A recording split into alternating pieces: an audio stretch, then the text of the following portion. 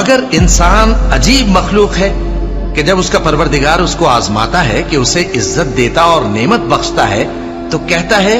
कि मेरे परवरदिगार ने मुझे इज्जत बख्शी, और जब दूसरी तरह आजमाता है कि उस पर रोजी तंग कर देता है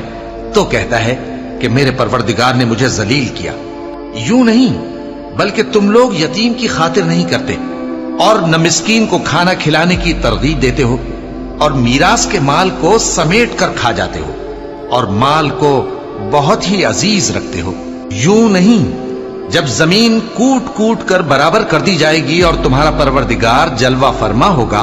और फरिश्ते कितार दर कितार आ जाएंगे और दोज़ख उस दिन सामने लाई जाएगी, तो इंसान उस दिन सोचेगा, मगर अब सोचने से उसे फायदा कहां मिल सकेगा। कहेगा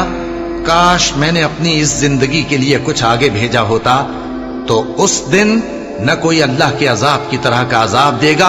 और न कोई उसके जकड़ने की तरह जकड़ेगा। ए इत्मीनान वाली जान, अपने परवरदिगार की तरफ लौट चल,